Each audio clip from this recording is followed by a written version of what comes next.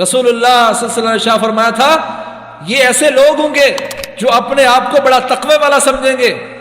तहक़िरूना सलातकुम मा सलातिहिम व सियामकुम मा सियामिहिम व आमालकुम मा आमालिहिम व फी रिवाया व क़िराअतकुम मा क़िराअतिकुम।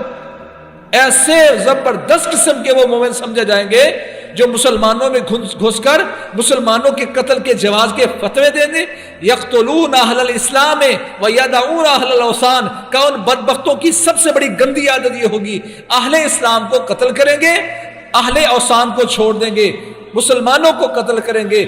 फजीलतुल शेख मुफ्ती अब्दुल लतीफ, इस्लामिक स्कॉलर। बुतों के पुजारियों को छोड़ देंगे। बुतों के पुजारियों पर हमला करना जब लाजिम था, उनको छोड़कर अपने कलमा पढ़ने वालों पर हमला करेंगे। ये खवारिज की बदतरीन आदत है। का इतने अच्छे लोग समझे जाएंगे कि तुम समझोगे हमारी नमाजें इनकी नमाजों के मुकाबले में कुछ भी नहीं है। रोजे उनके तुमसे ज्यादा होंगे, क़िराअत तुमसे ज्यादा करेंगे, आमाल तुमसे ज्यादा करने वाले होंगे। पर अल्लाह के नबी ने फरमाया था, इन लक़ीतुहुम लअक़्तुलन्नहुम का क़त्ल क़ौम आद। अगर मुझे ये मिल गए, मेरे दौर में ये लोग निकल आए, तो उनको ऐसे बर्बाद करूंगा, ऐसे तबाह करूंगा जैसे कौम आद को कत्ल किया जाता है। हजरत अली रज़ी अल्लाह तआला अन्हु ने इन खवारिज के साथ लड़कर अल्लाह के नबी मोहम्मद करीम सल्लल्लाहु अलैहि वसल्लम के इस फरमान को पूरा किया कि इनके साथ अगर आप मुज्तमा में, मुआशरे में, लोगों में अमन देना चाहते हैं तो इन बद अमन लोगों को दुनिया से खत्म करना होगा। इस्लाम दहशतगर्दी का दीन नहीं है। इस्लाम तो मुसलमान को सिखाता है, तू कलमा पढ़ने वाला क्या, तू काफिर को भी नहीं मार सकता जो तेरे मुल्क में, जो बगैर किसी वजह के तुम उसको कत्ल करोगे। फरमाया ऐसा बंदा मन क़तल मुआहदन लम यरह रायहतल जन्नह।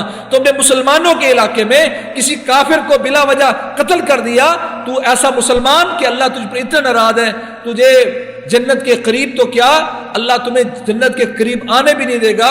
अल्लाह ताला, अल्लाह के नबी फरमाते हैं ऐसा इंसान वो जन्नत की खुशबू तक नहीं पाएगा। ये जन्नत की खातिर ये सारा कुछ कर रहे हैं। कहने को आसान है, वो 84 है या 101 है। कितनी फैमिलियां मर गई उस एक बंदे की शहादत के साथ। बीवियों ने क्या ख्वाब देखे थे, बच्चे क्या बनना चाहते थे। ला ज़वालुद दुनिया अहवानु अलल्लाहि मिन क़त्ल मुस्लिमिन। अल्लाह के नबी फरमाते हैं एक मुसलमान के कत्ल के मुकाबले में सारी दुनिया जिसमें काफिर रहते हो तबाह हो जाए, अल्लाह के सारी दुनिया का तबाह होना हल्का है बनिस्बत इसके कि एक मुसलमान को कत्ल किया जाए।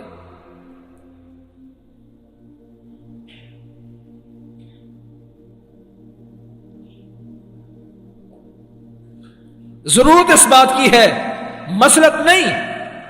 अल्लाह के नबी ने फरमाया था इस तरह के लोग जो मुसलमानों की मस्जिदों में घुसकर, मुसलमानों के बाजारों में जाकर मासूम लोगों को कत्ल करेंगे, हिट और टारगेट बनाएंगे।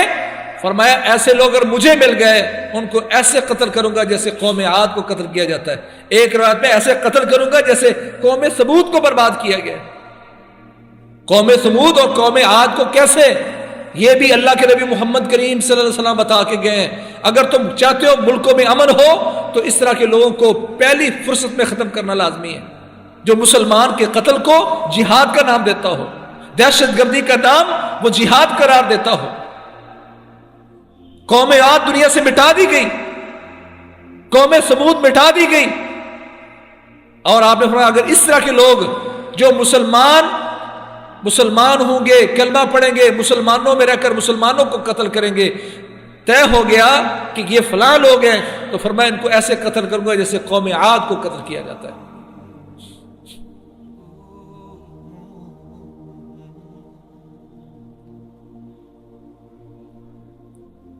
कोई एक इलाका, कोई एक खित्ता ऐसा है जिसको हम कह सकें कि ये अमन है। अल्लाह ने फरमाया था अमन उस वक्त होता है जब इंसान अल्लाह की नेमतों की कदर करे। दरबल्लाहु मसलन क़रियतन कानत आमिनतन मुतमइन्ना। बस्तियां तो अमन वाली और इत्मीनान वाली हुआ करती थी,